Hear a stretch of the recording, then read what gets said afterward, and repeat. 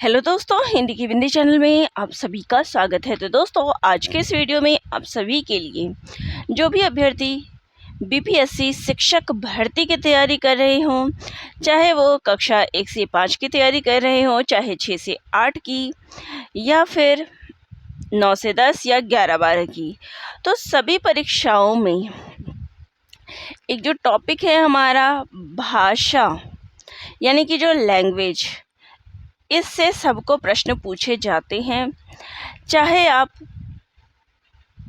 उससे संबंधित जो है मतलब है उस विषय से या ना हो, मतलब भाषा से आपका विषय संबंधित हो या ना हो। अगर आप गृह विज्ञान भी पढ़ रहे हैं तो भी आपको ये पेपर देना है, बॉटनी पढ़ रहे हैं तब भी आपको ये पेपर देना है। तो ये जो पेपर होता है क्वालिफाइंग पेपर होता है, भाषा का पेपर जो है क्वालिफाइंग पेपर होता है और ये सभी को देना होता है। तो यहाँ कितने मार्क्स का होता है ये अगर हम बात कर ले तो देख लीजिए, 150 टोटल मार्क्स का आपका पेपर होता है बीपीएससी का, जिसमें आपके 30 प्रश्न जो है लैंग्वेज के आते हैं, जो मार्क्स नहीं जुड़ते हैं, केवल ये एक क्वालिफाइंग मार्क्स होते हैं। ठीक है, इसके अलावा 40 क्वेश्चन आपके सामान्य जानकारी जनरल स्टडीज़ से होते हैं, जीके जीएस मैथ्स वगैरह सब होता है इसमें। फिर 80 क्वेश्चन आपके सब्जेक्ट से होते हैं, तो ये पूरे आपके 150 हो गए।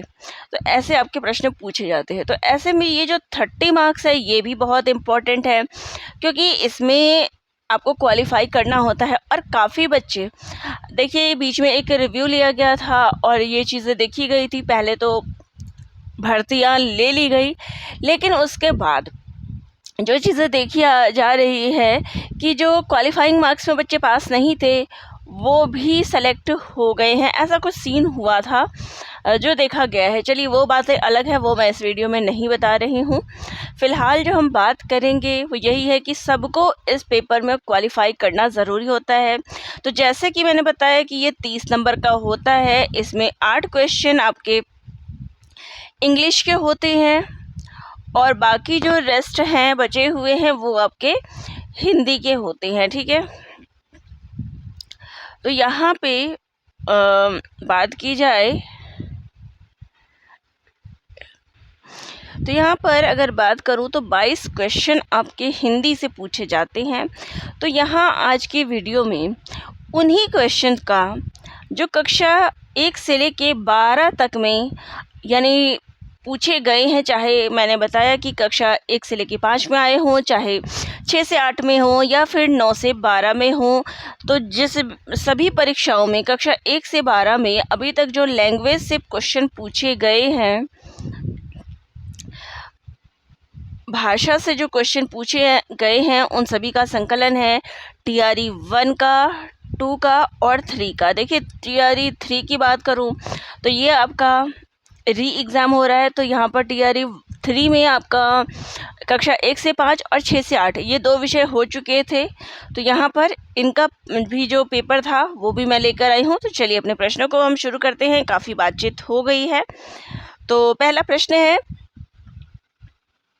चांदी शब्द में कौन सी संज्ञा है? द्रव्यवाचक संज्ञा, जातिवाचक संज्ञा या फिर भाववाचक संज्ञा? देखिए चांदी किसी जाति का बोध नहीं कराती, कोई भाव नहीं निकलता। ये क्या है? द्रव्यवाचक, एक द्रव्य है, तौली जाने वाली वस्तु है, और जितनी भी माप तोल की वस्तुएं होती है वो द्रव्यवाचक संज्ञा के अंतर्गत आती है। चलिए नेक्स्ट है, निम्नलिखित शब्दों में से एक वचन है, हस्ताक्षर, छाया या फिर आंसू?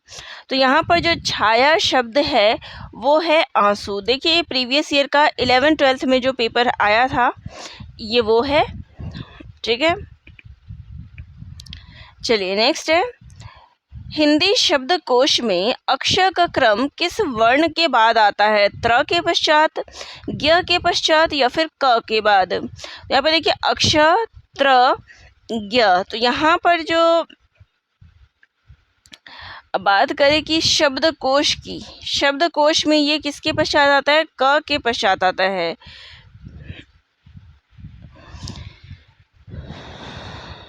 ठीक है,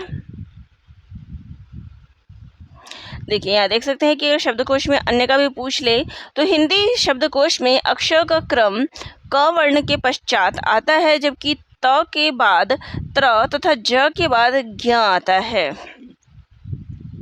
क्यों आता है? क्योंकि अक्षर को जब आप तोड़ते हैं तो ये क जमा श इससे बनता है, तो क आ गया ना, इसलिए क वर्ण में आता है। वहीं पे त की बात करें तो ये त्र की बात करें तो त जमा र से बनता है। ज्ञ की बात करें तो ये ज जमा य से बनता है। तो यहाँ पर इसलिए ये इसके क्रम के बाद आता है। ठीक है, तो क्वेश्चन के अनुसार क के पश्चात आता है। चलो नेक्स्ट क्वेश्चन है, जिसकी यह पुस्तक है उसे लौटा दो। इस वाक्य में कौन सा सर्वनाम है? निश्चयवाचक, संबंधवाचक, पुरुषवाचक। तो यहाँ पर ये जो पुस्तक है संबंधित है किसे? उस व्यक्ति से। तो यहाँ पे संबंध आ गया पुस्तक का और उस व्यक्ति का, तो यहाँ पे संबंधवाचक सर्वनाम आएगा। ठीक है, नेक्स्ट है, विशेषण का प्रमुख भेद कौन सा नहीं है? असार्वनामिक विशेषण, गुणवाचक विशेषण, परिमाणवाचक विशेषण या फिर उपरोक्त में से कोई नहीं। तो यहाँ पर इसका राइट आंसर क्या हो जाएगा? राइट आंसर देखिए विशेषण का प्रमुख भेद, तो विशेषण में कौन कौन से भेद आते हैं, कई बार आपसे ये भी पूछ लेते हैं। तो देखिए यहाँ पर विशेषण के सार्वनामिक विशेषण, गुणवाचक, परिमाणवाचक एवं संख्यावाचक, ये सभी चीज़ें आती हैं, लेकिन असार्वनामिक विशेषण इसमें नहीं आता। इसमें जो आता है आप देख लीजिए, सार्वनामिक हो गया, गुणवाचक और परिमाणवाचक हो गया, दो हमारे सामने ही है, और लास्ट जो है वो है संख्यावाचक। ठीक है, तो ये कुल 4 हो गए इसके अंतर्गत। चलिए ठीक है, नेक्स्ट है, निम्नलिखित में से कौन सा अशुद्ध शब्द है? विभत्स, लगान या फिर आगामी। तो यहाँ पर तीनों ही शब्द क्या है? शुद्ध है। तो हमारा राइट आंसर हो जाएगा उपरोक्त में से कोई नहीं। नेक्स्ट है, निम्नलिखित में से शुद्ध कौन सा शुद्ध वर्तनी वाला शब्द है? तो यहाँ पर क्षत्रिय शब्द ऑप्शन ए जो है वो गलत है। यहाँ पर त्र में मात्रा गलत है, और उज्ज्वल हमेशा पूछा जाता है, तो ध्यान रखिए उज्ज्वल में दोनों ज कैसे आते हैं? तो दोनों ज आधे आते हैं। ठीक है, नेक्स्ट है, निम्नलिखित में से कौन सा तत्सम शब्द है? घर, स्नेह या फिर छेद। तो यहाँ पर स्नेह शब्द जो है वो तत्सम शब्द है। ठीक है, और तत्सम शब्द कौन से होते हैं? तो देखिए तत्सम शब्द वो होते हैं जो संस्कृत से जैसे का तैसा ले लिया बिना परिवर्तन के, लेकिन तद्भव शब्द में परिवर्तन होता है। अब यहाँ पे घर की बात करें तो घर का जो तत्सम होता है वो होता है गृह। ठीक है, वहीं पे छेद का जो तत्सम होता है वो होता है छिद्र। ये तद्भव है, ये तद्भव है। ठीक है, यहाँ पे हमारा राइट आंसर है स्नेह। ठीक है, चलिए निम्नलिखित में से कौन सा विदेशी शब्द है? बाघ, परीक्षा या फिर चाय। तो यहाँ पर देखिए बाघ नहीं है, परीक्षा भी नहीं है, बाघ क्या है? व्याघ्र का जो है वो तत्सम हो जाएगा। यहाँ पे ये तद्भव है, परीक्षा तत्सम शब्द है, चाय क्या है? ये हमारा विदेशी शब्द है। विदेशी में कौन सा है? तो चीनी शब्द है। ठीक है, चीनी शब्द है चाय। ठीक है, चीनी भाषा का शब्द है। चलिए नेक्स्ट है, रचना के आधार पर जिन शब्दों के खंड सार्थक ना हो उन्हें कौन सा शब्द कहा जाता है? रूढ़, यौगिक या फिर योग रूढ़। तो देखिए जिनके टुकड़े नहीं किए जा सकते उनको हम रूढ़ शब्द कहते हैं। ठीक है, जैसे कि बात करें नाक, अब नाक के टुकड़े का ना और का कर दे तो कोई भी सार्थक शब्द नहीं बनेगा। वहीं पे यौगिक शब्द की बात करें तो यौगिक शब्द वो होते हैं जो दो शब्दों के मेल से बनते हैं और जिनके खंड भी सार्थक होते हैं। और योगरूढ़ शब्द जो होते हैं वो किसी अन्य अर्थ के परिचायक हो जाते हैं। अन्य अर्थ जैसे कि अगर बात करें पंकज, ठीक है, तो पंकज जो है कमल को कहा जाता है। तो यहाँ पर किसी अन्य अर्थ की ओर जो संकेत करता है वो हो जाता है योग रूढ़। और यौगिक जिनके सार्थक टुकड़े हम कर सकते हैं वो हो गया रेलगाड़ी, मान लीजिए रेल अलग शब्द है, गाड़ी अलग शब्द है। रूढ़ जिनके, देखिए शब्द में ही आ गया ना रूढ़, अब जो रूढ़ होता है उसके हम टुकड़े नहीं कर सकते, ठीक है। नेक्स्ट क्वेश्चन पे आते हैं। तो नेक्स्ट क्वेश्चन है,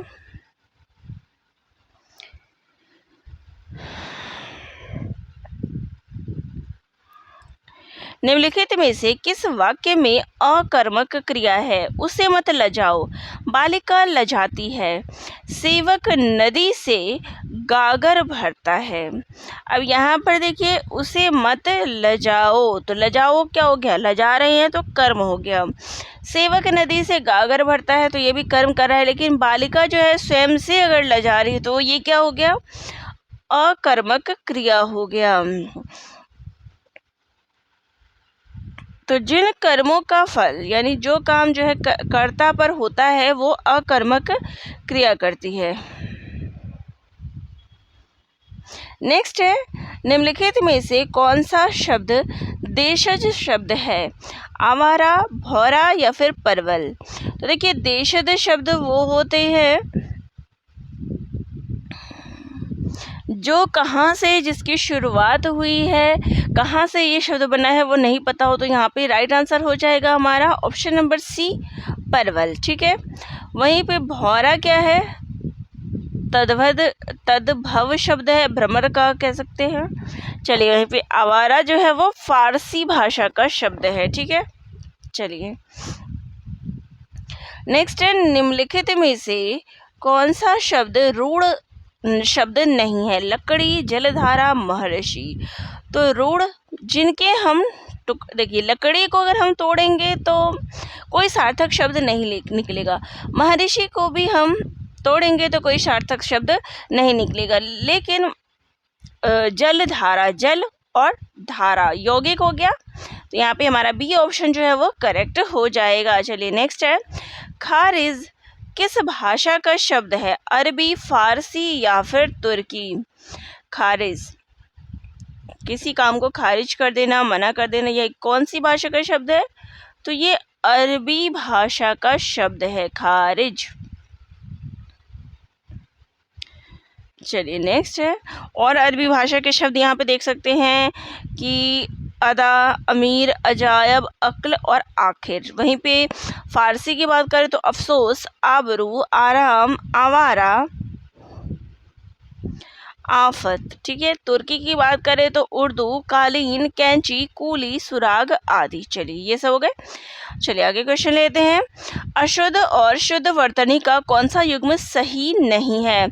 कोमलांगिनी, कोमलांगी, शुश्रूषा या फिर ये? तो अशुद्ध और शुद्ध वर्तनी का जो है आपको यहाँ पे युग्म बताना है, तो यहाँ पे क्या है, कोई भी उत्तर यहाँ पर गलत नहीं है, युग्म सबका क्या है, सही है। देखिए ये गलत लिखा हुआ है तो कोमलांगी सही हो गया, शुश्रूषा इसको ऐसे करके लिखते हैं, महात्म, महात्म्य, ठीक है, तो ये इसका सही रूप हो जाएगा, सबका सही बताएगा। चलिए, उसका भविष्य उज्जवल है, इस वाक्य में रेखांकित शब्द की शुद्ध वर्तनी कौन सी है? अब यहाँ पे उज्जवल शब्द, उज्जवल शब्द में मैंने बताया कि दोनों जगह कैसे होते हैं, आधे होते हैं, तो राइट आंसर हो जाएगा ऑप्शन नंबर ए। नेक्स्ट है, एक छोटी आकृति का चमकीला वर्ग जो स्क्रीन पर किसी चिन्ह की स्थिति को स्पष्ट करता है उसे कहते हैं कर्सर, चिप या फिर कमांड। तो राइट आंसर हो जाएगा यहाँ पे कर्सर, ठीक है। चलिए आगे क्वेश्चन देख लेते हैं। तो देखिए क्वेश्चन है, कुरुक्षेत्र के लेखक का नाम क्या है? हरिओद, श्रीधर पाठक या फिर मैथिली शरण गुप्त? अब यहाँ पर देखिए कुरुक्षेत्र जो है रामधारी सिंह दिनकर की रचना है, और यहाँ पर क्या है, ऑप्शन में नहीं है, राइट आंसर हो जाएगा ऑप्शन नंबर ई। नेक्स्ट क्वेश्चन है, जसोदा हरि पालने झुलावे, हलरावे दुलराई मल्हावे, जोई सोई कछु गावे। तो यहाँ पर कौन सा रस है? अब यहाँ पर देखिए श्रृंगार है, वीर है या फिर वात्सल्य है। जसोदा हरि पालने झुलावे, तो बालक को माता क्या कर रही है? स्नेह से पालने में झुला रही है। तो यहाँ पर कौन सा रस हो गया? वात्सल्य रस हो गया। चलिए नेक्स्ट है, हिंदी भाषा के उद्भव का काल माना जाता है 500 ईसा पूर्व, 500 ईस्वी या फिर 1000 ईस्वी। तो यहाँ पर हमसे हिंदी भाषा का पूछा है, राइट। तो यहाँ पे ऑप्शन नंबर सी जो है हमारा यहाँ पे करेक्ट हो जाएगा। अब देखिए जो 500 से 1000 ईस्वी तक का था तो वो अपभ्रंश भाषा का था, ठीक है। नेक्स्ट है, भारतीय काव्य शास्त्र में क्षमाशील, गंभीर, स्थिरचित्त, स्वाभिमानी एवं दृढ़ प्रतिज्ञ नायक को कहा गया है। धीर दलित, धीरोदात्त या फिर धीर प्रशांत। तो राइट आंसर हो जाएगा धीरोदात्त, ठीक है। नेक्स्ट क्वेश्चन है, जिन शब्दों पर लिंग, वचन, कारक का कोई प्रभाव ना पड़े वे कहलाते हैं वे विकारी या फिर अविकारी। तो जिस पर कोई प्रभाव नहीं पड़ेगा वो क्या कहलाएंगे? अविकारी कहलाएंगे, ठीक है। और अवयव जो होते हैं वो अविकारी शब्द होते हैं, कई बार पूछ लेते हैं, तो इस चीज़ को ध्यान में रखिएगा। जो अवयव होते हैं वो क्या होते हैं? अविकारी शब्द होते हैं। तो चलिए ये हमारा पहला पेपर था जो 11th-12th का था। अब चलिए एक दूसरा पेपर हम लेते हैं। तो दूसरा पेपर है, देखिए यहाँ पे सारे जितने क्वेश्चन पूछे गए थे सभी का संकलन है। नेक्स्ट है, बाबू गुलाब राय की रचना है हिंदी साहित्य का इतिहास, हिंदी साहित्य का सुबोध इतिहास या फिर हिंदी साहित्य का वैज्ञानिक इतिहास। तो यहाँ पर इसका राइट आंसर क्या हो जाएगा? राइट आंसर हो जाएगा हिंदी साहित्य का सुबोध इतिहास। हिंदी साहित्य का इतिहास तो रामचंद्र शुक्ल जी की है, ठीक है ना। ये किसकी है? शुक्ल जी की है। हिंदी साहित्य का वैज्ञानिक इतिहास ये किसका है? गणपति चंद्र गुप्त जी का है, ठीक है। गणपति चंद्र गुप्त का है, जो हमारा सी वाला ऑप्शन है, ठीक है। तो बाकी के भी क्वेश्चन मैं आपको बता रही हूँ ताकि कोई भी चीज़ पूछे तो आपको पता होनी चाहिए। अगर नेक्स्ट में कोई ऐसी चीज़ रिपीट हो जाती है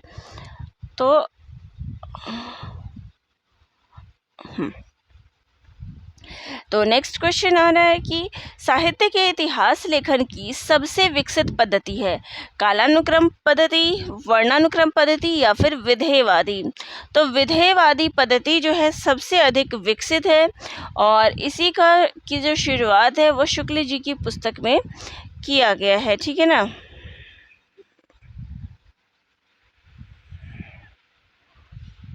चलिए नेक्स्ट है, अपभ्रंश और आदिकालीन हिंदी का बहुत ही प्रसिद्ध छंद है दोहा, वंशत या फिर इंद्रवजा। तो दोहा जो है अपभ्रंश और आदिकाल का बहुत ही प्रसिद्ध छंद है।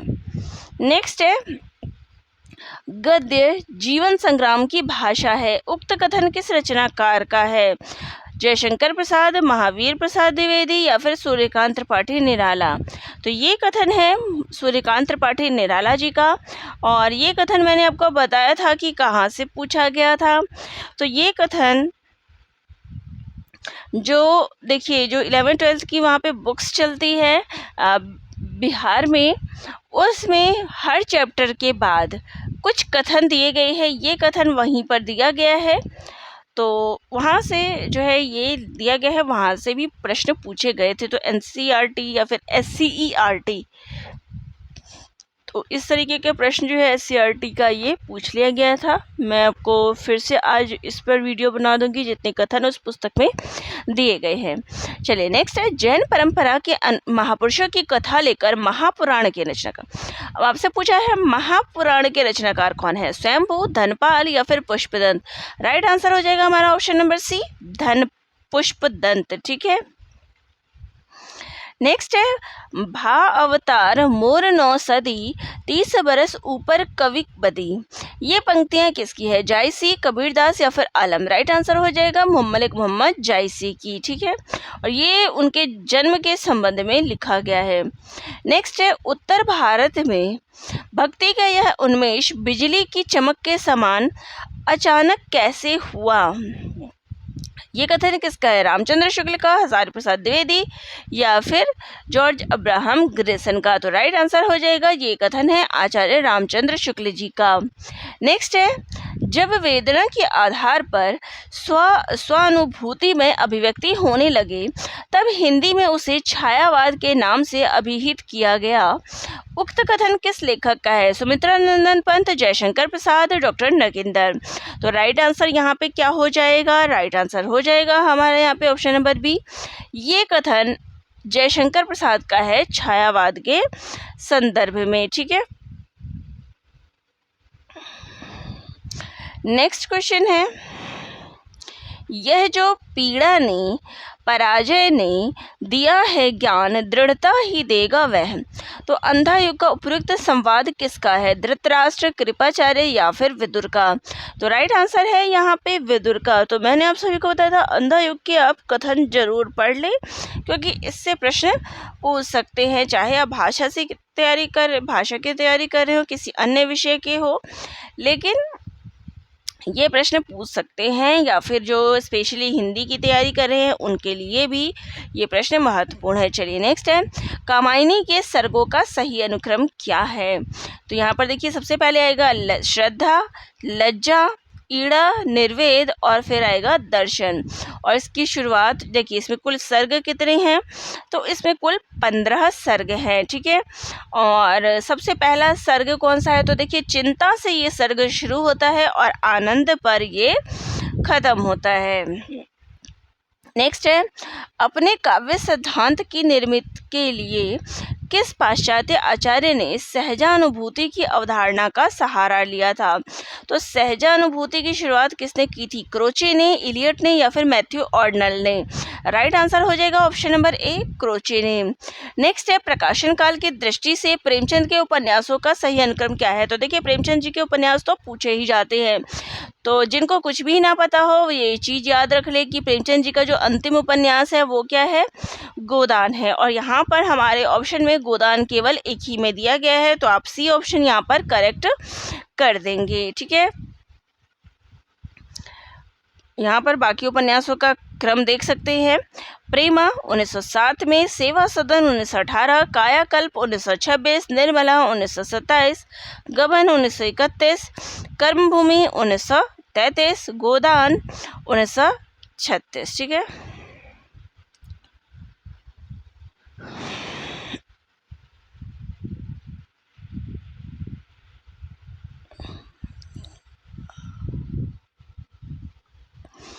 अब यहाँ पर इसका मैं एक ट्रिक बता दूँ। देखिए कि प्रेमचंद जी को प्रेम चढ़ा और वो सेवा करने के लिए चले गए। तो प्रेमचंद जी को क्या चढ़ा? प्रेम चढ़ा, और वो क्या करने चले गए? सेवा करने चले गए। सेवा जब हम करते हैं तो क्या होता है? हमारी कायाकल्प हो जाती है और मन निर्मल हो जाता है। लेकिन यहाँ पर इनके साथ क्या हुआ? उल्टा हो गया। इन्होंने क्या कर लिया? गबन कर लिया, और गबन करने से जो इनका कर्म है उस पर प्रभाव पड़ा और इनको क्या है? इसके लिए सजा के तौर पर इनको गोदान करना पड़ गया। ठीक है, अब क्रम आसान हो जाएगा, आपको याद रखना, कर लीजिएगा। चलिए नेक्स्ट है सखी बसंत आया भरा हर्ष वन के मन नवोत्कर्ष छाया। उपयुक्त काव्य पंक्तियाँ किस रचनाकार की है? जयशंकर प्रसाद, सुमित्रा नंदन पंत, सूर्यकांत पाटिल निराला। तो राइट आंसर हो जाएगा ये पंक्तियाँ जो है सूर्यकांत पाटिल निराला जी की है। नेक्स्ट है रामचंद्र शुक्ल, रमाशंकर शुक्ल रसाल तथा हजारी प्रसाद द्विवेदी आदि प्राय सभी इतिहासकारों के अनुसार हिंदी का लोकप्रिय कवि कौन है? लोक कवि कौन है, सॉरी। तो देखिए जब भी आपसे लोक कवि की बात की जाए तो सबने किसको माना है? घाघ को लोक कवि माना है। नेक्स्ट है सचेतन कहानी आंदोलन के प्रणेता कौन है? मोहन राकेश, कमलेश्वर या फिर महीप सिंह। तो राइट आंसर यहाँ पे क्या हो जाएगा, सचेतन कहानी के प्रवर्तक कौन है, तो वो है महीप सिंह। ऑप्शन जो है हमारा यहाँ पर करेक्ट हो जाएगा। चलिए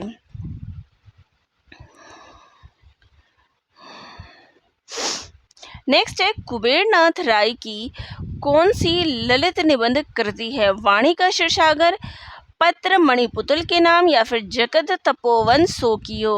तो यहाँ पर इसका राइट आंसर हो जाएगा ऑप्शन नंबर सी, जगत तपोवन सोकियो। नेक्स्ट है यहाँ पे, जन्मकाल के अनुसार निम्नलिखित में से कौन सा कवियों का सही अनुक्रम है। तो देखिए सबसे पहले क्या है, केशवदास, फिर आएगा मतीराम, फिर आएगा केशवदास के बाद जो आएंगे वो है हमारे कवि बिहारी, फिर मतीराम और फिर घनानंद। ये इसका सही ऑप्शन हो जाएगा। नीचे यहाँ पे मैं आपको ऑप्शन भी दिखा दूँ तो केशवदास 1555 है, फिर बिहारी 1595, मतीराम 1617 और फिर घनानंद 1689। तो ये इनका सही अनुक्रम हो जाएगा। चलिए नेक्स्ट है, विलक्षण बात यह है कि आधुनिक गद्य साहित्य की परंपरा का प्रवर्तन नाटक से हुआ। यह कथन किस इतिहासकार का है, रामचंद्र शुक्ल, हजारी प्रसाद द्विवेदी या फिर गणपति चंद्र गुप्त। तो ये आचार्य रामचंद्र शुक्ल जी का कथन है। चलिए नेक्स्ट है, ध्वनि प्रस्थापन परमाचार्य की पदवी इनमें से किसको दी जाती है, आनंदवर्धन, मम्मट या फिर अभिनव गुप्त को। तो यहाँ पे इसका राइट आंसर हो जाएगा ऑप्शन नंबर बी, ध्वनि प्रस्थापन आचार्य की यहाँ पे बात की गई है। नेक्स्ट है, राहुल सांकृत्यायन की जीवनी समय साम्यवादी के लेखक हैं, कमला सांकृत्यायन, विष्णुचंद्र शर्मा या फिर तेज बहादुर चौधरी। तो राइट आंसर हो जाएगा यहाँ पे option number B, Vishnuchandra Sharma. Next है, साजे मोहन मोह को मोही करत कुचैन, कहा करो उल्टे परे टोने लोने नैन। उपरोक्त पद में किस नायिका का वर्णन किया गया है, अभिसारिका, पूर्व अनुरागिनी या फिर वी प्रबलब्धा। तो यहाँ पे राइट आंसर हो जाएगा ऑप्शन नंबर बी, पूर्वानुरागिनी। ठीक है, फिर यहाँ पर आपको दो कथन दिया गया है और पूछा गया है कि कौन सा कथन सही है। तो यहाँ पर देखिए, पाश्चात्य साहित्य में कल्पना को बहुत अधिक महत्व दिया है। तो राइट आंसर है और सही। नेक्स्ट है, पाश्चात्य साहित्य कल्पना प्रसूत है। अब यहाँ पे देखिए,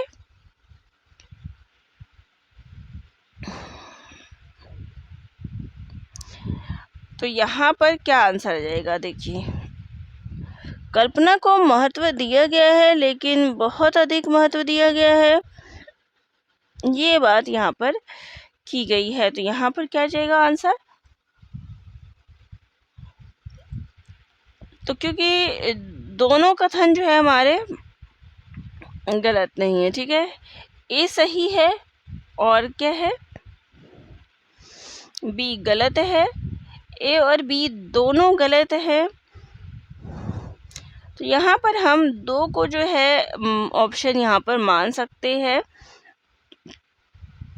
तो यहाँ पर हमारा ए और बी दोनों जो है आंसर सही हो जाएगा। ठीक है, चलिए, क्योंकि यहाँ पर दोनों कथन क्या है, लगभग हम कह सकते हैं सही है। पाश्चात्य साहित्य में कल्पना को बहुत अधिक महत्व दिया गया है। यूनानी दर्शन से लेकर आधुनिक काल तक कल्पना को रचनात्मकता, सृजनशीलता और ज्ञान के स्रोत के रूप में देखा जाता है। ठीक है, यानी ये कथन क्या है हमारा सही है। नेक्स्ट है, पाश्चात्य साहित्य क्या है, कल्पना प्रसूत है। इसमें कई कहानियाँ हैं, किदंतियाँ हैं और मिथक भी इसमें शामिल है। सिर्फ जो है इसमें कल्पना नहीं है, इसके साथ ही इसमें कहानियाँ आ रही है। तो दोनों ही कथन लगभग सही हम कह सकते हैं। चलिए, यहाँ पर हमारा नेक्स्ट क्वेश्चन आ जाता है।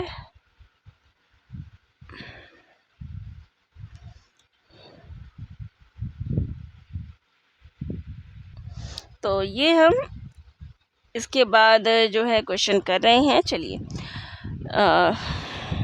तो देखिए जितनी भी परीक्षाएं हुई हैं, चाहे 6 से 8 की हुई, सभी का संकलन है। एक साथ ही जितने हिंदी लैंग्वेज से पूछे गए सभी का संकलन है। चलिए, समुज्ज्वल शब्द में किस उपसर्ग का प्रयोग हुआ है, सम जमा उज्ज्वल, ये इस शब्द से निर्मित होता है। तो यहाँ पे हमारा ऑप्शन सी जो है यहाँ पे करेक्ट हो जाएगा। नेक्स्ट है, निम्नलिखित में से कौन सा शब्द अ उपसर्ग युक्त है? अ उपसर्ग का हमें पूछा है, तो देखिए अथाह, अनन, अनड़ या फिर अनिष्ट। अब यहाँ पे कौन से उपसर्ग में जो है अ से, अ जमा था, ये अ से बना है। चलिए नेक्स्ट है अनन गढ़, ये किससे बना है? अन जमा नर, ये भी नहीं होगा। अनिष्ट, अन जमा इष्ट, ये हो जाएगा। तो यहाँ पे हमारा क्या हो जाएगा? ऑप्शन ए जो है यहाँ पे करेक्ट हो जाएगा। नेक्स्ट है, निम्नलिखित में से कौन सा शब्द आ उपसर्ग युक्त है? तो यहाँ पर आ उपसर्ग से बना शब्द हमें बनाना है। धार्मिक, असली या फिर त्याग। तो यहाँ पर इसका राइट आंसर हो जाएगा यहाँ पे त्याग। ठीक है,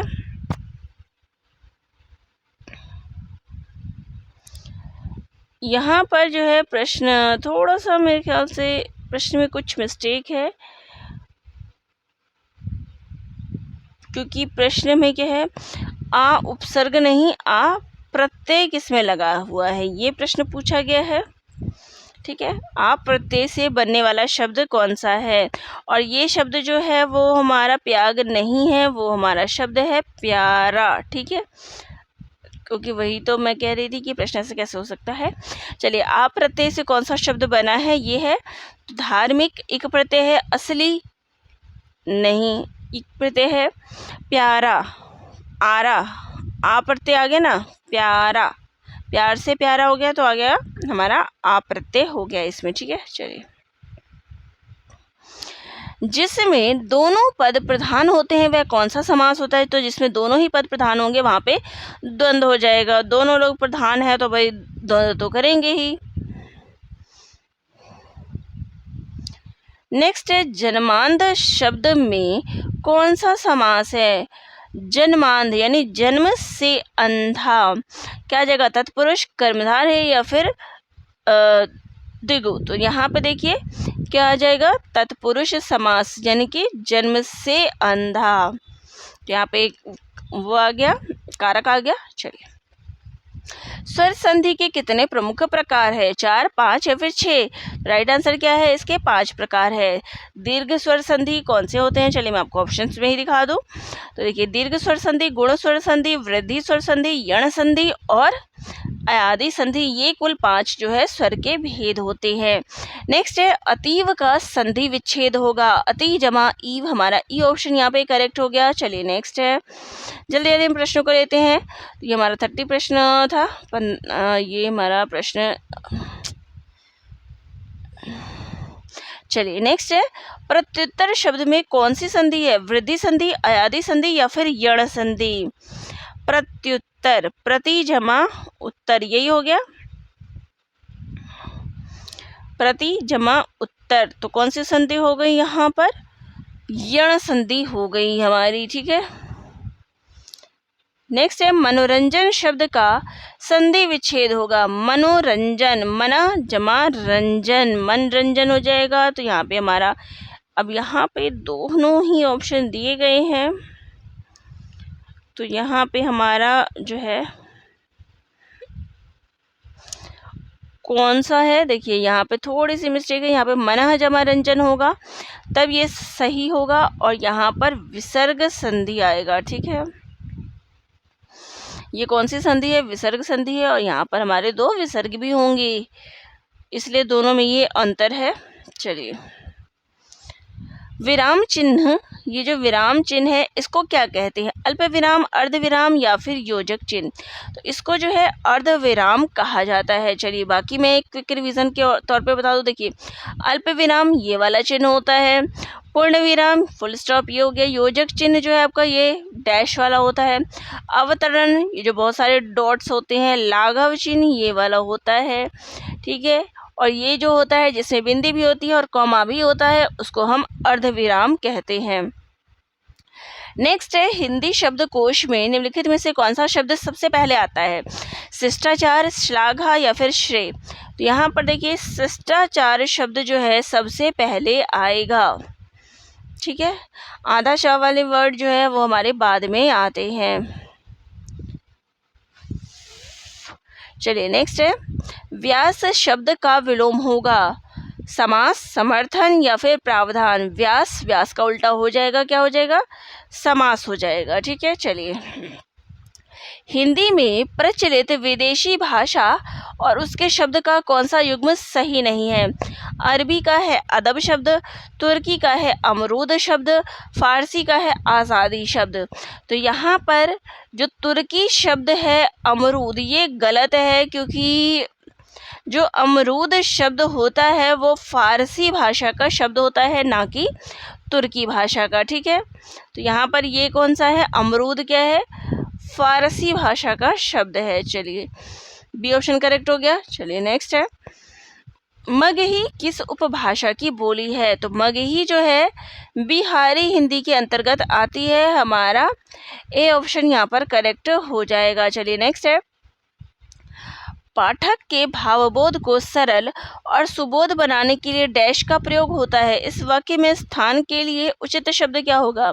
प्रश्न चिन्ह, योजक चिन्ह या फिर विराम चिन्हों का। तो राइट आंसर क्या हो जाएगा? अगर किसी को भी कोई चीज़ समझा रहे हैं तो यहाँ पे क्या है? विराम चिन्ह जो है आवश्यक हो जाता है, बात को रोकने के लिए विराम चिन्ह आवश्यक हो जाता है। चलिए नेक्स्ट है कौन सा विकल्प विराम चिन्ह का भेद नहीं है? अर्ध विराम, मध्य विराम, अंत्य विराम। तो यहाँ पर देखिए अर्ध विराम तो आता है, लेकिन आपने मध्य विराम और अंत्य विराम नहीं सुना है। तो यहाँ पे क्या है? ऑप्शन डी जो है हमारा यहाँ पे करेक्ट हो जाएगा। चलिए नेक्स्ट है कौन सा हजारी प्रसाद द्विवेदी का निबंध नहीं है? तो देखिए अशोक के फूल और कुटज ये दोनों हजारी प्रसाद द्विवेदी के हैं, लेकिन मजदूरी और प्रेम जो है ये अध्यापक पूरन सिंह का निबंध है, ठीक है।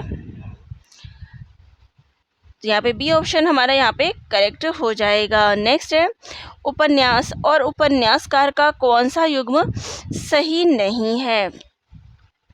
जुलूस, फणीश्वर नाथ रेणु, अंधेरे बंद कमरे नरेश मेहता, नई पौध कमलेश्वर। यहाँ पर देखिए जो अंधेरे बंद कमरे है ये नरेश मेहता का नहीं बल्कि ये मोहन राकेश का है, ठीक है। ये किसका है? मोहन राकेश का। और वहीं पे नई पौध जो है ये नागा अर्जुन की है, ठीक है। तो यहाँ पर हमारा डी ऑप्शन जो है वो करेक्ट हो जाएगा। चलिए नेक्स्ट है वह शब्द शक्ति जिसके द्वारा सीधे कथन, साक्षात संकेतिक या मुख्य अर्थ का ज्ञान होता है उसे कहते हैं अभिधा, लक्षण या फिर व्यंजना। तो वह शब्द शक्ति जिसके द्वारा सीधे कथन, जब सीधे शब्द पे मुख्य अर्थ की बात होती है तो वहाँ पे हमारा अभिधा शब्द शक्ति हो जाता है।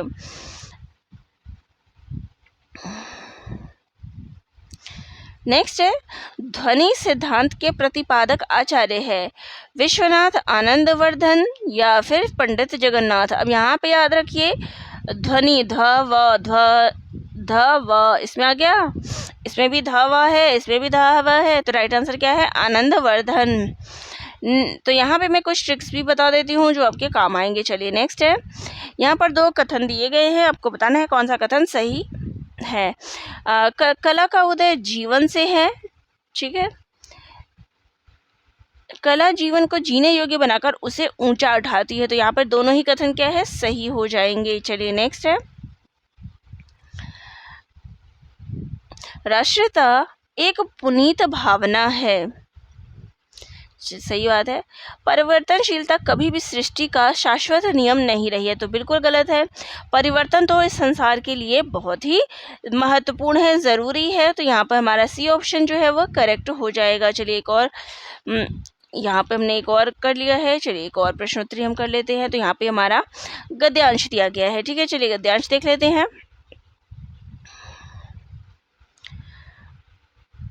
तो गद्यांश है मनुष्य के जीवन में सबसे बड़ा समय लड़कपन है। इस समय मनुष्य को किसी प्रकार की चिंता नहीं होती। माँ बाप को उसको बड़े प्रेम से पालते हैं, जहाँ तक बस चलता है उसको वे आराम देते हैं। केवल इतना ही नहीं, अपनी संतान के सुख के लिए माता पिता स्वयं बहुत कष्ट सहते हैं। दुख की बात है कि कुछ लोग माता पिता के त्याग और सेवा को भूल जाते हैं, उन्हें दुख पहुँचाते हैं। ऐसे लोग समाज तथा देश का कल्याण नहीं कर सकते। तो क्वेश्चन बनता है कि प्रस्तुत गद्यांश का उपयुक्त शीर्षक है जीवन का सुनहरा समय लड़कपन, जीवन का बुरा समय लड़पन, माता पिता का संतान से प्रेम। तो यहाँ पर देखिए आप कह सकते हैं कि शीर्षक आप क्या दे सकते हैं, जीवन का सुनहरा समय लड़कपन, और जो है दूसरा ऑप्शन इसका क्या आप सही दे सकते हैं।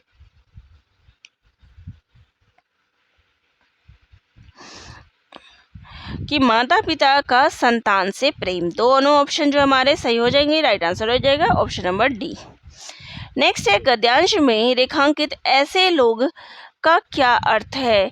जो अपने माता पिता को प्रसन्न करते हैं, जो अपने माता पिता के त्याग और सेवा को भूलकर उन्हें दुख पहुंचाते हैं, जो अपने माता पिता से उदासीन हो जाते हैं। तो यहाँ पर ऐसे लोग से तात्पर्य है जो अपने माता पिता के सेवा और त्याग को भूलकर उनको क्या है, दुख पहुंचाते हैं। हमारा बी ऑप्शन यहाँ पे करेक्ट हो जाएगा। चलिए नेक्स्ट है, मनुष्य को किसी भी प्रकार की चिंता कब नहीं होती, लड़कपन में, जवानी में, बुढ़ापे में। तो राइट आंसर है ऑप्शन नंबर ए, लड़कपन में। नेक्स्ट है, दुख की बात क्या है। कुछ लोग माता पिता के त्याग और सेवा को भूल जाते हैं, सही बात है। कुछ लोग माता पिता को दुख पहुंचाते हैं, दोनों ही बात सही है। कुछ लोग माता पिता को घर से निकाल देते हैं। तो यहाँ पे राइट आंसर हो जाएगा उपयुक्त में से एक से अधिक। नेक्स्ट है, मनुष्य के जीवन का सबसे अच्छा समय है जवानी, बुढ़ापा, लड़कपन। राइट आंसर है लड़कपन। नेक्स्ट है, माता पिता स्वयं बहुत कष्ट क्यों सहते हैं, समाज में अपनी प्रतिष्ठा बनाने के लिए नहीं, अपनी संतान के सुख के लिए। हमारा बी ऑप्शन यहाँ पे करेक्ट हो जाएगा। चलिए एक और जो है गद्यांश पूछा गया है। जापान एक छोटा द्वीप है, यह चीन से पूर्व में स्थित है। जापानी बड़े परिश्रमी होते हैं, ये लोग खूब साफ रहते हैं, उनका घर एक सुंदर फुलवाड़ी सा लगता है, ये अपने देश के लिए सब कुछ करने को तैयार रहते हैं। आज संसार जापानी मालों से भरा है, ये लोग सभी चीज़ें बनाते हैं। अपनी जापानी नवयुवक दूसरे देशों में जाकर पढ़ते हैं और अपने देश में कल कारखाने खोलते हैं। वहाँ की जलवायु बहुत ठंडी नहीं है, इसलिए यह देश हरा भरा रहता है। जापानी लोग भात और मछली खूब खाते हैं। चलिए क्वेश्चंस पे आते हैं। जापानी लोग दूसरे देशों में जाकर क्यों पढ़ते हैं, अपने देश में कल कारखाने खोलने के लिए, दूसरे देशों में घूमने फिरने के अवसर देखने के लिए, या फिर दूसरे देशों में आनंद से समय बिताने के लिए। तो ये अपने देश में क्या है, कल कारखाने खोलने के लिए क्या है, दूसरे जगह में जाके पढ़ते हैं। नेक्स्ट है, जापानी लोग सभी चीज़ें क्यों बनाते हैं। ये लोग खूब साफ रहते हैं, ये लोग बहुत अच्छे होते हैं, ये लोग परिश्रमी होते हैं, इसलिए ये खूब चीज़ें बनाते हैं। नेक्स्ट है, जापानी लोगों की विशेषता है, ये लोग देशभक्त हैं, ये लोग बड़े परिश्रमी हैं, ये लोग विद्वान होते हैं। तो देखिए ये लोग देशभक्त भी होते हैं, ये लोग परिश्रमी भी होते हैं। तो डी ऑप्शन हमारा यहाँ पे करेक्ट हो जाएगा। नेक्स्ट है, जापानी का घर एक सुंदर फुलवाड़ी सा क्यों लगता है, खूब साफ रहने की आदत के कारण, बड़े परिश्रमी होने के कारण, या फिर प्रदर्शन प्रिय होने के कारण। तो यहाँ पर देखिए खूब साफ रहने के कारण और बड़े परिश्रमी होने के कारण। तो हमारा डी ऑप्शन यहाँ पे करेक्ट हो जाएगा। चलिए नेक्स्ट है,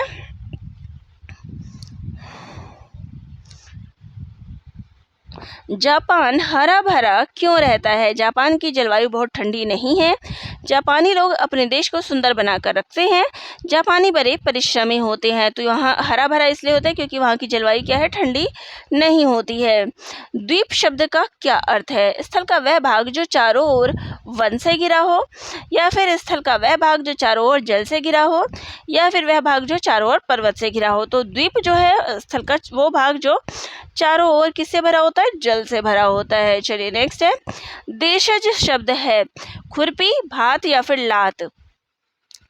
तो देखिए यहाँ पर बात करें तो खुरपी और भात ये दोनों कैसे शब्द है, देशज शब्द है। तो यहाँ पे डी ऑप्शन हमारा यहाँ पे करेक्ट हो जाएगा। लात भी, ये तीनों ही शब्द क्या है, देशज है। यहाँ पे खुरपी, भात और लात तीनों देशज शब्द है।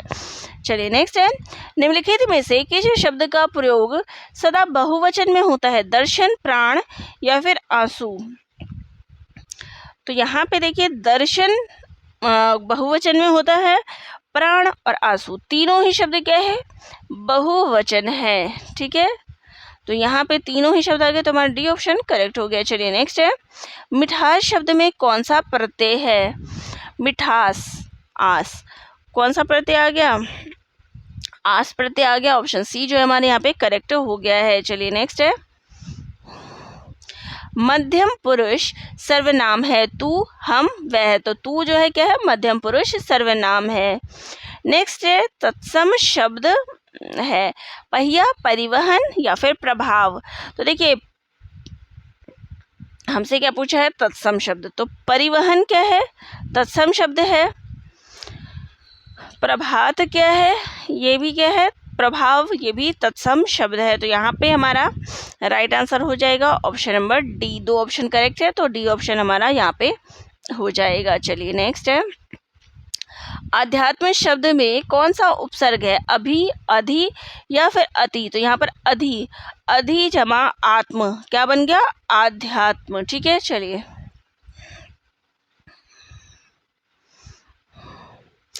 अकर्मक क्रिया है। अकर्मक क्रिया क्या है? सोना, पाना या फिर पीटना? तो सोना जो है वो क्या है? अकर्मक क्रिया के अंतर्गत आता है। चलिए नेक्स्ट है, राम ने रोटी खाई वाक्य में किस कारक के चिन्ह का प्रयोग हुआ है? राम ने, संबंध कारक, कर्म कारक या फिर कर्ता कारक? तो कर्ता ने कर्म को, तो कर्ता ने यानी राम ने, तो क्या जाएगा? Option C. गुणवाचक विशेषण है चार, कुछ या सब? तो यहाँ पर देखिए ऑप्शन ई जो है यहाँ पे करेक्ट हो जाएगा। अब चार शब्द क्या है? संख्यावाचक है। ठीक है, कुछ क्या है? यहाँ पे जो है ये भी नहीं आएगा। यहाँ पर क्या है? हमें गुणवाचक होते जो किसी विशेषता की ओर हमारा संकेत करते हैं, जैसे रंग है, रूप है, ये सब है। ठीक है, यहाँ पे चार, कुछ, सब, ये सब क्या है? ये तीनों जो है संख्यावाची है, कुछ हमें संख्याएं बता रही हैं। ठीक है, तो यहाँ पे हमारा ई ऑप्शन जो है वो करेक्ट हो जाएगा। अवयव शब्द है बूढ़ा, ऊपर या फिर बुढ़ापा? तो अवयव शब्द कौन सा हो जाएगा? बुढ़ापा। ठीक है,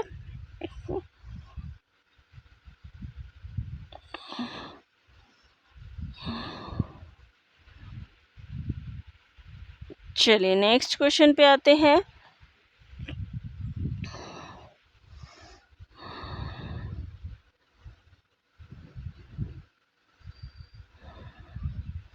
तो देखिए यहाँ पे सॉरी बुढ़ापा नहीं आएगा, यहाँ पे ऊपर शब्द जो है वो अवयव में आ जाएगा। चलिए नेक्स्ट है,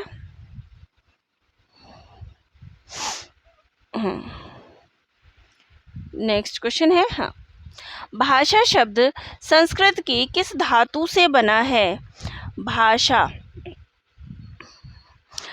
तो भाष से आता है। ऑप्शन सी जो है हमारा करेक्ट हो जाएगा। और ये प्रश्न पूछा भी गया है, ये तो PYQ ही है, और भी पेपरों में पूछा गया है। नेक्स्ट है, पुरानी हिंदी नामकरण किसने दिया? इंशाअल्लाह खां, गिरसन या फिर चंद्रधर शर्मा गुलेरी? तो ये देने वाले हैं पुराने हिंदी नाम जो है चंद्रधर शर्मा गुलेरी के द्वारा दिया गया है। नेक्स्ट है, अपभ्रंश के प्रथम महाकवि कौन है? तो अपभ्रंश के प्रथम महाकवि कौन है? तो वो है स्वयंभू। नेक्स्ट है, हिंदी भाषा की उत्पत्ति हुई है प्राकृत से, सौर से यानी अपभ्रंश से, या फिर वैदिक संस्कृत से? तो यहाँ पे जब हिंदी भाषा का पूछा जाए तो हमेशा क्या आएगा? अपभ्रंश से, सौर से नहीं अपभ्रंश से। नेक्स्ट है, हिंदी भाषा का इतिहास पुस्तक के लेखक है धीरेन्द्र वर्मा, रामचंद्र शुक्ल या फिर किशोरी दास वाजपेयी? अब यहाँ पे क्या है? हिंदी साहित्य का इतिहास नहीं पूछा, हिंदी भाषा का इतिहास, भाषा की बात हो रही है, तो राइट आंसर क्या हो जाएगा? धीरेन्द्र वर्मा। नेक्स्ट है पश्चिमी हिंदी की उत्पत्ति किस अपभ्रंश से हुई है, मागधी से, अर्धमागधी से या फिर शौरसेनी से। तो यहाँ पे बात हो रही है पश्चिमी हिंदी की, तो ये शौरसेनी अपभ्रंश से हुई है। नेक्स्ट है खड़ी बोली हिंदी का प्रथम महाकाव्य है, प्रिय प्रवास, रामचरितमानस या फिर कामायनी। राइट आंसर है प्रिय प्रवास। किसकी रचना है, तो ये हरिऔध की रचना है। इसमें कुल सर्गों की बात की जाए तो इसमें कुल 17 सर्ग है और 1914 इसका प्रकाशन वर्ष है और इसमें कृष्ण के बचपन से लेकर मथुरा तक जाने का उनका वर्णन किया गया है। चलिए नेक्स्ट है हिंदी भाषा के अंतर्गत आने वाली उपभाषाओं की संख्या कितनी है, 8, 5 या फिर 3। तो राइट आंसर क्या हो जाएगा, 5। कौन कौन से, पश्चिमी हिंदी, पूर्वी हिंदी, राजस्थानी हिंदी या फिर और पहाड़ी हिंदी। ठीक है, इसके बाद बिहारी हिंदी जो है 5वां है। चलिए ये 5 है और इन 5 बोलियों से है, 5 उपभाषाओं से जो है बोलियों का विकास हुआ है। 18 जो है इसमें आती है, नल से बूंद बूंद पानी टपक रहा है। ये जो बूंद बूंद है ये क्या है, क्रिया विशेषण है, क्रिया है या फिर विशेषण है। तो यहाँ पर क्या है, क्रिया क्या है, टपक रहा है, उसकी विशेषता क्या है, बूंद बूंद। तो यहाँ पे क्या आ जाएगा, क्रिया विशेषण। जो क्रिया की विशेषता बताए वो क्रिया विशेषण होता है। चलिए नेक्स्ट है मगही किस उपभाषा की बोली है, राजस्थानी, पूर्वी हिंदी या फिर बिहारी। राइट आंसर हो जाएगा बिहारी हिंदी। चलिए नेक्स्ट है मैथिली बोली के कवि है, विद्यापति, अमीर खुसरो या फिर नंददास। राइट आंसर हो जाएगा विद्यापति। चलिए आगे क्वेश्चन है अवधि का लोकप्रिय महाकाव्य है, मृगावती, रामचरितमानस या फिर मधुमालती। तो जब भी रामचरितमानस है यहाँ पे हमेशा क्या आ जाएगा, रामचरितमानस। ठीक है, नेक्स्ट है य, घ, थ में कौन सी ध्वनि महाप्राण है। तो यहाँ पे राइट आंसर हो जाएगा, देखिए य, घ और थ जो होते हैं ना, घ और थ ये क्या है, महाप्राण ध्वनियाँ है। तो प्रत्येक वर्ण का जो है दूसरा और चौथा वर्ण ये क्या होता है, महाप्राण होता है। अब यहाँ पे देखिए य तो हमारा क्या हो जाएगा, प्रथम हो गया, तो ये क्या हो जाएगा हमारा, अल्प प्राण हो गया। यह क्या है, अल्प प्राण है। ठीक है, वहीं पे बात करें घ और थ ये क्या है, दूसरा और चौथा, ये क्या हो जाएगा, महाप्राण हो जाएगा। चलिए नेक्स्ट है किन ध्वनियों को अनुस्वार कहा जाता है, स्वतंत्र रूप से उच्चरित ध्वनियाँ, स्वर के बाद आने वाली नासिक्य ध्वनियाँ, व्यंजन के बाद आने वाली ध्वनियाँ। तो स्वर के बाद आने वाली जो नासिक्य ध्वनियाँ होती है उसको हम अनुस्वार कहते हैं। जैसे कि बात करें ग, य, ये सभी क्या है, अनुस्वार के अंतर्गत आती है। चलिए बिंदी जो हम लगाते हैं वो हो जाता है। चलिए ससुराल शब्द में कौन सा प्रत्यय प्रयुक्त हुआ है, राल, आल या फिर अल। तो यहाँ पर आल शब्द जो है वो प्रयुक्त हुआ है। नेक्स्ट है किस समास में अंतिम पद प्रधान होता है, तत्पुरुष, बहुब्रीहि या फिर द्वंद्व। तो राइट आंसर हो जाएगा तत्पुरुष समास में क्या है, अंतिम पद प्रधान होता है। नेक्स्ट है अनेकार्थी शब्द टीका का अर्थ कौन सा नहीं है, पार्श्व, फलदान या फिर तिलक। तो देखिए तिलक जो है वो टीका का पर्याय है और इसके अलावा बात करें तो पार्श्व जो है वो देखिए फलदान भी टीका के अंतर्गत आएगा, लेकिन पार्श्व शब्द जो है वो टीका के अंतर्गत नहीं आएगा। हमारा ए ऑप्शन यहाँ पे करेक्ट हो जाएगा। नेक्स्ट है कण, चिन्ह तथा शून्य किस एक शब्द के अनेकार्थी शब्द हैं, पतंग, भाव या फिर भेद के। तो कण, चिन्ह और शून्य जो है वो ये तीनों किसके हैं, बिंदु के पर्यायवाची हैं। तो यहाँ पर हमारे ऑप्शन में बिंदु नहीं दिया गया, हमारा राइट आंसर ऑप्शन नंबर ई हो जाएगा। नेक्स्ट है हिंदी में ह्रस्व स्वर कौन से होते हैं, अ, ई, उ, ए या फिर उ, ए। तो यहाँ पे राइट आंसर क्या हो जाएगा, अ और ई जो होते हैं वो ह्रस्व स्वर होते हैं। तो यहाँ देख सकते हैं अ, ई, उ और री जो होते हैं ये ह्रस्व स्वर होते हैं। दीर्घ स्वर की बात करें तो दीर्घ यानी कि बड़ी मात्रा वाले आ, बड़ी ई और बड़ा ऊ। ठीक है, संयुक्त स्वर ए, ऐ, ओ, औ ये क्या है, संयुक्त स्वर है। चलिए नेक्स्ट है हिंदी वर्णमाला में महाप्राण व्यंजन है। अब यहाँ पर आपको महाप्राण व्यंजन बताना है। तो देखिए महाप्राण मैंने बताया कि जो दूसरा और चौथा होता है वो क्या होता है, महाप्राण होता है। तो यहाँ पे देख सकते हैं कि त पहला है, प पहला है, तो हमारे ये दोनों ऑप्शन कट गए। ख, क, ख, ग, घ, तो ये दूसरा है और ये चौथा है, तो हमारा ए ऑप्शन यहाँ पे करेक्ट हो जाएगा। नेक्स्ट है हिंदी के ओष्ठ व्यंजन है। तो ओष्ठ व्यंजन वो होते हैं जो हम होंठ से बोलते हैं, ठीक है। जैसे उ, प, फ, ब, भ, म। यहाँ पे तो हमारे प, फ, ब, भ, म ऑप्शन में ही नहीं है। देखिए उ और प, फ, ब, म ये सारे क्या है, ओष्ठ व्यंजन, ये हमारे ऑप्शन में ही नहीं है, तो हमारा ई ऑप्शन यहाँ पे करेक्ट हो जाएगा। नेक्स्ट है संविधान सभा द्वारा हिंदी को भारत की राजभाषा के रूप में कब स्वीकार किया गया। तो हिंदी को जो है राजभाषा के रूप में 14 सितंबर 1949 को स्वीकार किया गया। तो यहाँ पे हमारा सी ऑप्शन जो है यहाँ पे करेक्ट हो जाएगा। चलिए नेक्स्ट है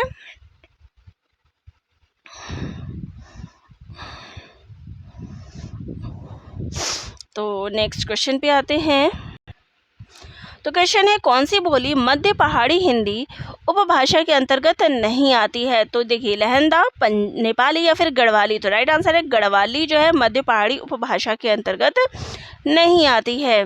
पहाड़ी भाषाओं को जो है केवल 2 भागों में बांटा गया है, पश्चिमी और मध्यवर्ती, ठीक है। चलिए नेक्स्ट है कन्नौजी किस उपभाषा की बोली है। तो कन्नौजी जो है पश्चिमी हिंदी के अंतर्गत आती है। नेक्स्ट है छोटी बात को बढ़ा चढ़ा कर कहना अर्थ के लिए सटीक मुहावरा है। मन टटोलना, तिल का ताड़ करना, दाल नगलना। राइट आंसर हो जाएगा तिल का ताड़ करना। नेक्स्ट है तुलसीदास ने कवितावली की रचना किस भाषा में की है। तो कवितावली की जो भाषा है वो है ब्रज भाषा। नेक्स्ट है राजस्थानी उपभाषा अंतर्गत कितनी बोलियां आती है। तो राजस्थानी भाषा के अंतर्गत जो है 4 बोलियां आती है। कौन कौन सी आती है। तो देखिए राजस्थानी हिंदी का जो विकास है सौरसेनी अपभ्रंश से आता है। इसके अंतर्गत मारवाड़ी, जयपुरी या फिर ढूंढाड़ी बोलते हैं, मेवाती और मालवी, ये 4 बोलियां इसके अंतर्गत आती है। मारवाड़ी, मेवाती, मालवी और जयपुरी या फिर ढूंढाड़ी बोल दो, ठीक है। खड़ी बोली को आर्टिफिशियल डायलेक्ट यानी कि कृत्रिम बोली किसने कहा था। जॉर्ज अब्राहम गिरसन, गिल क्राइस्ट या फिर गार्सदा तासी ने। राइट आंसर क्या हो जाएगा, गिरसन ने। नेक्स्ट है पहाड़ी उपभाषा के अंतर्गत कौन सी बोली नहीं आती है। पूर्वी पहाड़ी, मध्य पहाड़ी या फिर पश्चिमी पहाड़ी। तो यहाँ पे भी हमने बात की कि इसके अंतर्गत क्या है, पूर्वी पहाड़ी जो है वो नहीं आती है। इसके अंतर्गत मध्य और पश्चिमी पहाड़ी जो है आती है। चलिए नेक्स्ट है दक्षिणी को किस अन्य नाम से जाना जाता है। हिंदवी, हिंदी या फिर हिंदुस्तान। तो दक्षिणी को जो है हिंदी, हिंदवी और हिंदी और हिंदुस्तान, इसको कई अन्य नामों से जाना जाता है। तो तीनों ही ऑप्शन हमारे क्या है, करेक्ट है। तो डी ऑप्शन करेक्ट हो जाएगा। नेक्स्ट है निम्नलिखित में से कौन सा शब्द शुद्ध है। तो यहाँ पे अंत्याक्षरी, हम अंताक्षरी बोलते आए हैं बचपन से, जो कि हमारा क्या है, गलत है। यहाँ पे अंत्याक्षरी जो है करेक्ट वर्ड होता है।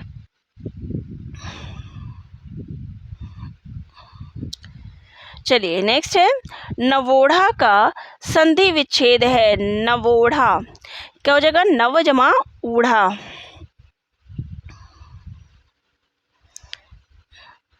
नेक्स्ट है रिजु का पर्यायवाची शब्द है। रिजु का पर्यायवाची क्या हो जाएगा, रिचा, सरल या फिर कुटिलता। तो रिजु का पर्याय हो जाएगा सरल।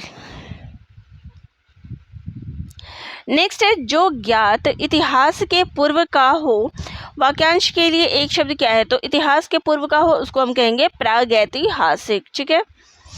नेक्स्ट है पारितोषिक किस शब्द का पर्यायवाची है। पारितोषिक यानी कि इनाम, ठीक है। तो हमारा ए ऑप्शन जो है यहाँ पे करेक्ट रहेगा। कबूतर नहीं होगा, पत्थर नहीं होगा। पर्याय की दृष्टि से कौन सा युग्म सही नहीं है।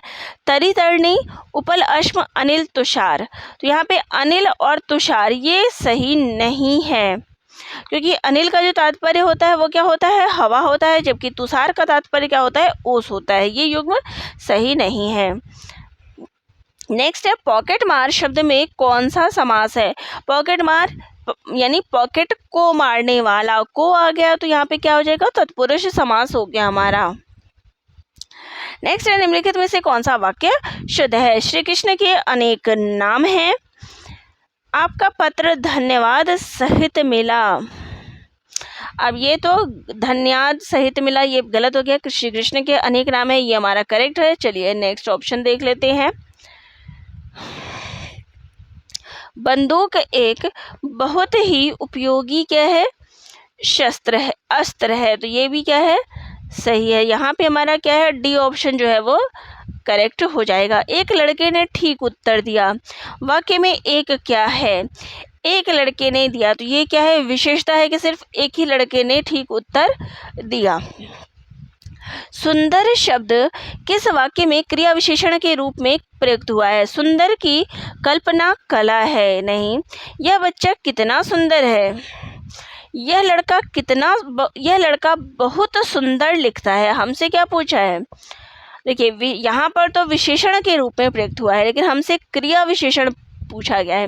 लिखता है ये क्या हो गया, क्रिया हो गया, लेकिन कैसा लिखता है, बहुत सुंदर लिखता है, तो ये क्या हो गया, क्रिया विशेषण हो गया। ऑप्शन सी जो है यहाँ पे करेक्ट हो जाएगा। नेक्स्ट है भारत की प्राचीन भारतीय आर्य भाषा है, संस्कृत, पाली या फिर तमिल, तो राइट आंसर क्या हो जाएगा यहाँ पे,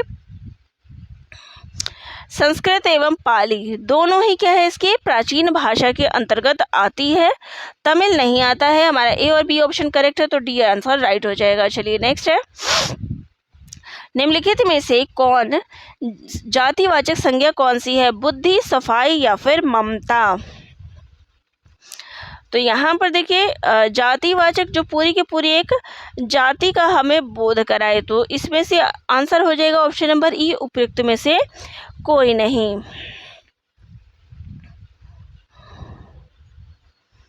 ठीक है, चलिए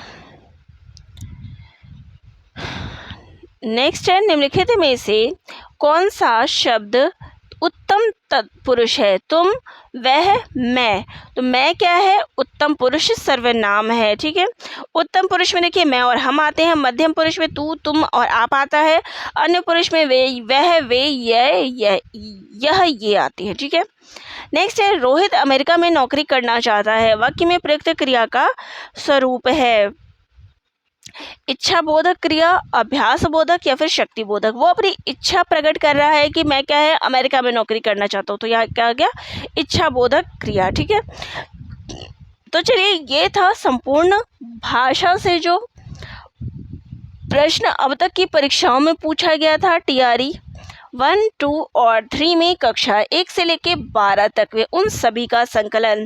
तो आशा है आज का वीडियो आप सभी को पसंद आया होगा, और जिनको भी पसंद आया हो एक बार चैनल को लाइक, शेयर, सब्सक्राइब कर दीजिएगा। अपने डाउट्स मुझे कमेंट ज़रूर करिएगा, आपको जो भी डाउट हो मुझे ज़रूर बताइए, ताकि मुझे भी पता चल सके कि आपके क्या डाउट्स है या आपको क्या चीज़ें समझ में नहीं आ रही है। तो चलिए मिलते हैं नेक्स्ट वीडियो में, जो आपका फिर बीपीएससी के प्रैक्टिस सेट से संबंधित होगा।